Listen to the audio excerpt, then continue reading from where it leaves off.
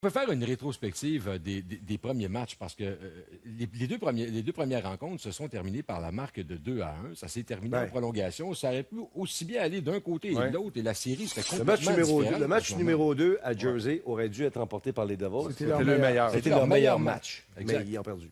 Oui. Mais il reste une chose, je pense que du côté des Devils, l'avantage numérique. Moi, je dis toujours, dans les séries, c'est des petits détails.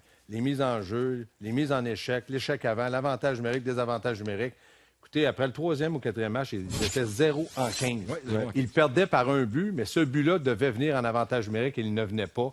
Donc, moi, je pense que du côté des Devils, si jamais ils perdaient, là, ils vont pouvoir savoir et identifier la raison. Les Devils sont maintenant 1 en 18 en avantage numérique, mais celui qui a marqué ce soir se devait de marquer parce que les meilleurs du côté des Devils ont quand même été les meilleurs ce soir. Zach Parisé a un but, Kovalchuk a une passe. Ils ont bien joué les meilleurs joueurs des Tu sais qu'on vient de voir le but de David Clarkson, c'est son 4e but des séries. Oui. Ça devient son 4e but gagnant. Mais là, je ne sais pas, par exemple, est-ce que le but, ils l'ont donné à Clarkson Non, ou il est encore à Bryce Il l'a laissé à Salvador? Salvador. Je pense qu'il est encore à Salvador à l'heure actuelle. Non, mais ça serait le 2e but de Voinov.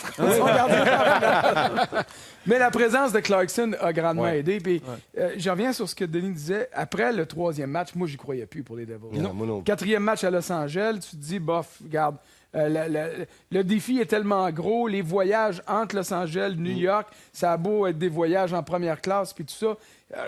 Je voyais pas comment les Devils pouvaient se réveiller.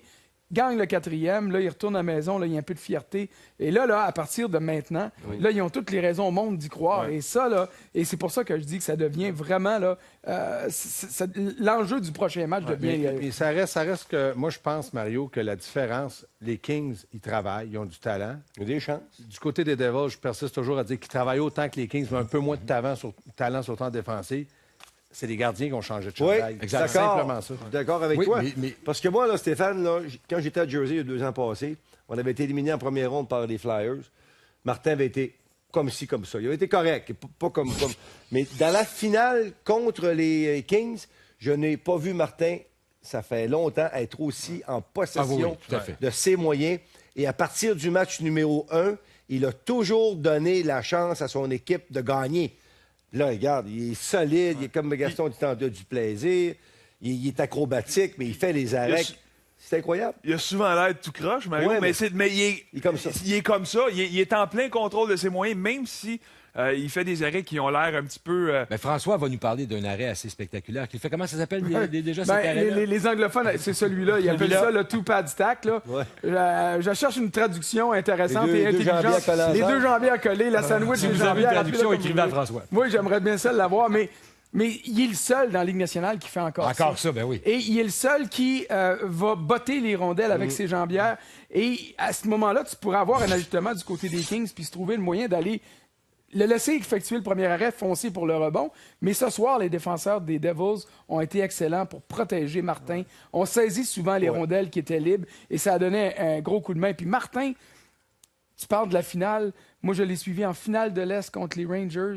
Et il y a quelque chose, il y avait une nouvelle mentalité, une philosophie. Je ne sais pas si c'est les 40 ans, mais il a passé la série à vénérer Henrik Lundqvist, à dire ça n'a pas de bon sens comme ce gars-là est bon. Il est le meilleur de la Ligue. Et il a tout envoyé la pression de l'autre côté du buisson. Il a gagné ça calmement, puis là, tu le vois en finale. Tu parles des défenseurs, puis j'en parlais justement avec Benoît puis Jocelyn avant le match. Tu sais, le retour de Matt Tillander. C'est un gars de 6 pieds 4, pèse 215 livres. On enlève de l'alignement Harold, qui est 5 pieds 11, 180 livres, 175 livres. Puis généreux. Ben là, je l'ai baissé de 6 pieds à 190, je l'ai mis à 5 pieds 11. Mais ça fait une différence, tu sais, un gros bonhomme. Puis la grande différence des 3 premiers matchs, à mes yeux, on avait une défensive qui avait l'air intimidée par les gros avants des Kings de Los Angeles. On a parlé beaucoup de la transition qui serait importante, mais les Devils n'avaient jamais la chance de faire des sorties d'onde, d'exécuter les passes, les jeux individuels. Maintenant, une fois qu'on les a vus, qu'on a absorbé les mises en échec, qu'on a fait face à ça, peut-être qu'on... Parce qu'on a qualifié cette défense-là de défense sans nom. Hein. Justement, la défense sans nom n'est pas si mauvaise que ça, finalement. Bryce Salvador est rendu à quoi? 14 points? 14 points. Mais on pensait que parce que Dustin Penner est gros, parce que Brown est un gars qui a un échec avant soutenu, parce que les Kings ont du talent, on s'est dit les Devils vont être pris dans le territoire. Mais aussi, il ne faut pas oublier que Martin Brodeur est encore habile avec la rondelle. Puis là, la défensive réagit bien. Ils prennent sais, quand une défensive prend toujours la bonne décision, ça relance rapidement. Et moi, je pense que les Devils sont constamment en mouvement. Mais le meilleur joueur de sa patinoire ce soir, au-delà de Martin Brodeur, qui a effectué des bons arrêts, mais ceux qui ont suivi le match, en tout cas, je ne sais pas si vous êtes d'accord avec moi, mais Drew Doughty c'est un magicien. Il y a un coup de patin de magicien. Il tourne autour des joueurs. Ils ne savent pas ce qui se passe. Les mains, la qualité des passes, le tir. Ce gars-là a une saison difficile comme beaucoup de ses coéquipiers. Oui. Mais franchement, là, en série... C'est pas pour rien que les Kings ont terminé au 8e. Ils sont qualifiés pour des séries de justesse. Puis dans le cas des Devils ce soir, là, on l'avait pas trop vu dans les matchs antécédents, mais Trevor Zajac, pour moi, ce soir, a été le meilleur joueur des Devils. Zajac, Parisé, Kovalchuk, les trois ont vraiment été bons. Pas trop, il y a une passe, c'est vrai. Non, ils l'ont enlevé. Ça n'a pas de sens. Oui, mais il reste que Kovalchuk, quand il est sur la glace, c'était comme quand on avait Kovalev à Montréal. Les défenseurs sont ses talons, ils sont nerveux, puis il peut marquer un but, puis on peut pas le voir du match. Mais c'est vrai que Kovalchuk, du côté des Devils, si Kovalchuk n'en donne pas plus que ça va être difficile. Moi, je pense surtout à l'avantage numérique. Qu'ils produisent en avantage, à l'argent qu'on lui donne, là, il peut toujours en faire un peu plus en avantage numérique. C'est ça, Zajac a 5 tirs. C'est le quart des tirs de son équipe. Donc, une excellente performance ce soir. Vous allez me dire, c'est vrai que ça compte pas. D'ailleurs, c'était à manchette. Bing, bing, bing, bing et rebing. Mais il en demeure pas moins qu'il y a eu 3 poteaux ce soir par les joueurs des Kings. On va les voir. Mais c'est tout à l'honneur de Martin Brodeur. Hein. Ça veut dire qu'il couvre bien ses angles. Puis les Kings n'ont pas été chanceux. Mais Brodeur, dans tout ça, récolte la victoire. Bien, c'est sûr que dans les matchs, dans les 3 premiers matchs, on a dit que la rondelle roulait pour les Kings, puis elle ne roulait pas pour les Devils. Mais là, c'est l'inverse. Tu sais, je comprends, il faut donner crédit aux Devils quand même, là, mais moi, je persiste à croire que je ne peux pas croire que les Devils vont gagner 4 matchs. Non, mais Mario, il reste qu'une chose. C'est comme si la chance avait un petit peu tourné. Du côté des Kings, on frappe les poteaux. Du côté de Quick, la rondelle dévie. Au lieu d'aller au côté, elle rentre dans le filet. Si la chance tourne, si Brodeur est en confiance, écoutez, lui, là, Brodeur, il joue là, toujours le dernier match de sa carrière. Lui, il a peur d'être éliminé, puis il a peur de prendre une décision. Fait qu'il veut retarder ça un peu. Advenant le cas qu'il éliminerait les Kings de Los Angeles, je peux pas croire qu'il va annoncer sa retraite. Là. Donc, pour lui, là, il y a beaucoup de plaisir à faire ce qu'il fait dans le moment. Là. Ce qui est particulier, quand on regarde les reprises au ralenti sur les poteaux, ce qu'il faut voir aussi, c'est où la rondelle va. Quand la rondelle frappe le poteau, elle s'en va dans le coin, tu dis, bon, il n'y a pas de chute. Mais ce soir, il repartait tout vers l'intérieur du but. Direct dessus. Alors là, tu dis, c'est vraiment une question. Vraiment très près. C'est même pas un quart de pouce, là, la différence. Sauf que ça donne le crédit au gardien. Exact. Si un joueur regarde ça puis dit il prend pas de chance puis il va le plus large possible, c'est parce qu'il est sûr, c'est-à-dire il est convaincu que Brodeur a l'avantage sur lui. Quand tu te dis je vais tirer n'importe où, je vise sa cage, il y a des chances que ça rentre. Là, c'est la situation qui est complètement inverse avec Brodeur. Messieurs, Daryl Sutter vient de dire que la pression est maintenant du côté des Devils. Évidemment, on s'entend qu'à 0-3, les Devils n'avaient pas de pression. C'est sûr. Maintenant, à 2-3, est-ce qu'ils ont plus de pression? Il faudrait regarder, il n'y a pas que les oreilles qui sont grosses, il y a le nez qui rallonge. Il y a une équipe qui a de la pression, c'est les Kings. La seule équipe qui a de la pression, parce que peu importe ce qui arrive aux Devils, ils ont juste à dire, hey, ils menaient 3-0, on a fait ce qu'on avait à faire, on en a gagné 2, on pouvait pas, tu sais. Les Kings ont tout à perdre. À partir du moment où ils ont pris les devants 3-0, peu importe ce que Daryl Sutter va dire, peu importe ce que tous les joueurs des Kings vont dire, pour essayer de transporter la pression de l'autre côté. Ils vont avoir tort, c'est des menteurs. C'est eux autres qui ont la pression jusqu'à la toute fin. Jusqu'au 7e match, c'est sûr.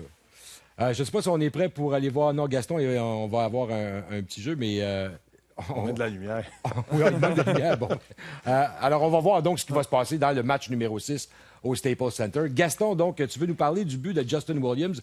C'est une erreur du défenseur Andy Green là-dessus. Oui, c'est Greeny. Il y a eu du côté des Devils du New Jersey, les deux défenseurs ont beaucoup trop reculé. En reculant, ça a donné de l'espace, ça a donné du temps. Vous allez voir comment Williams en a profité. Lui, c'est un droitier qui va rentrer du côté droit. Donc, lorsqu'il va couper, regardez ici, c'est pas compliqué. Regardez, Green, c'est le défenseur qui est positionné ici, mais il y a quand même 2 joueurs là, des Kings. Et lui, il les voit. C'est une situation de 2 contre 1. Le défenseur de son partenaire, le Fane, aurait dû être à peu près ici. On aurait dû le voir déjà dans le jeu. On ne le voit pas. Green va prendre une très mauvaise décision. Lui, là, il y a des options. Il est positionné ici.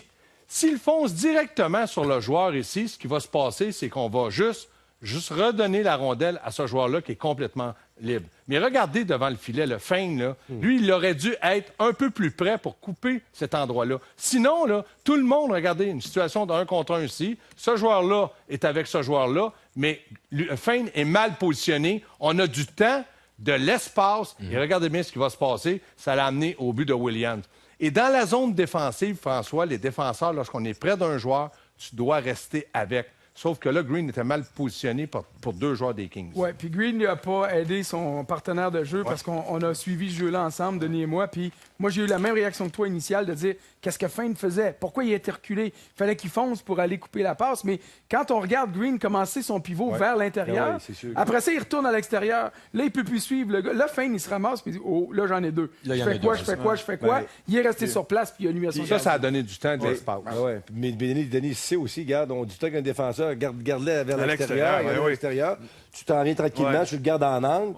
Mais là, ce qu'il a fait là, ça arrive. Non, c'est pas grave. Puis il y a 2 choses. Un, oui, le défenseur droite qui est fin dans cette situation-là recule beaucoup trop vite.